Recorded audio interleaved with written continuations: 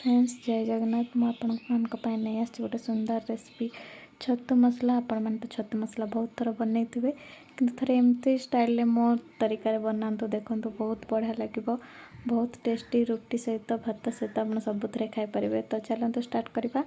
ये मुझे 200 ग्राम बटम छतु नहीं जाइए जहाँकि हलदी पानी भलसे धोईकी बड़ बड़ पीस काटिकी रखी। से दुईटा आलू को एमती क्लीन करके काटिकी रखी। एबे गोटे पैन में तेल गरम कर देछि और से गोटा मसला किसी ऐड करछि जहाँकि थिला गुजराती डालचीनी लवंग 2टा गोलमरिच जीरा। तो ताकू टिके देके फ्राए कर सारा पर से ऐड कर देछि गोटे पियाज जहाँ छोट छोट कर काटिकी रखी। पियाज टिके ब्राउन कलर है पर्यंत भाजबे। पियाज टिके ब्राउन कलर है पर्यंत भाजी सारा पर से ऐड करवा किछि टमाटो आउ अदा आ 4-5 कलर रसुण एमती। तो ताको से ऐड करवा ताको टे भलसे फ्राए है पर्यंत भाजवा टिके सॉफ्ट है पर्यंत टमाटो ए फ्राए मसला को आमको ग्राइंड करबार अच्छी। तो मसला टिके सब फ्राए है से ऐड करी 4-5 टी काजू जहाँकि तरकार टेस्ट को आहरी बढ़े दब। तो काजू टिके ऐड कलापर से काजू टिके फ्राए है पर्यंत भाजबे। सब मसला टिके भलसे फ्राए है ताको आमे बाहर करदे ठंडा करने ठंडा है ग्राइंडिंग करवा। तापर से कड़ाई रे किछि तेल नहीं कि आम जो काटिकी रखी थे आलू को देदेबा। आलू को टिके गोल्डन कलर है पर्यंत भाजवा।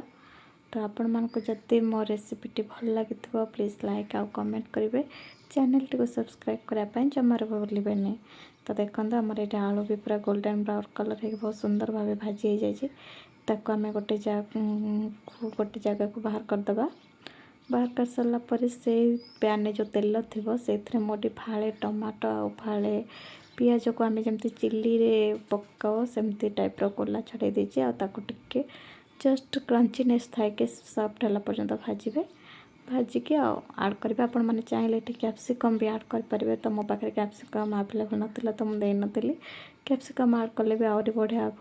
तो से सब को भाजिकी आम आड़े दबा।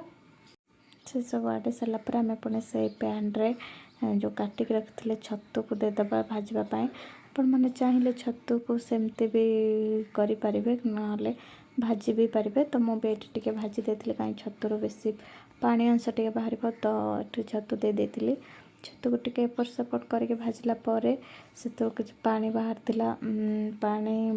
तो छतुर तो से छतुर से सब पानी माने सुखिला पर्यंत आपण मैंने भाजबे। ये देखिपे छतुर केते सारा पानी बाहर। तो ये पानी सुखिला पर्यंत हम छतु को एमती भाजबे एपट सेपट करके से पानी सुखी गला पर छतु को आम गोटे प्लेट को बाहर करदे। ये देखो छतुर भल भाव पानी सब सुखी जाइए। आम प्लेट को बाहर कर देके से पैन में आम 2-3 चामच ऐड करवा तेल। तेल गरम है आम जो फ्राए करके रखी थे मसला ताको ग्राइंडिंग करके ये मसला मुझे ऐड कर देछि। से ग्राइंडिंग जार धोईकी भी टिके पानी भी ये दे देछि। मसला को भल भाव टिके कषिबे। मसला को भल भाव कषिला पर मसला टिके फुटी आसला पर आम से ऐड करवा गुंड मसला जो थे कि गुंड मसलार मिलते हलदी गुंड धनिया गुंड आउ गरम मसला सब गुंड मसला को देके मसला को अपन भल भाव कषिबे जेपर्यंत मसलार तेल बाहरी न आसी। तरकारी जेकोसी तरकारी हो आपण मैंने मसला को जब भी भल भाव कषि थे ताले तरकारी टेस्ट ही भल आसो ना कंचा कंचा स्मेल आसो। तो ये देखो मुझे सब गुंड मसला देके मसला भलसे कषि जाइए। से मुझे ऐड कर देछि कलर टे काश्मीर चिल्ली पाउडर आ गरम मसला। तो कषिक मसला को भल भाव कषिबे मसला को जमती तेल सब बाहर आसो।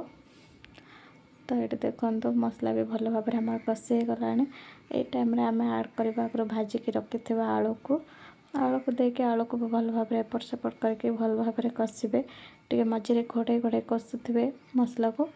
तो ये देखो केते सुंदर देखा जाउची। आलू टिके भल भाव कषिला से आम ऐड करवा भाजिकी रखि छतु को भी मसला सहित पूरा भल भाव मिक्स करके कषिबे।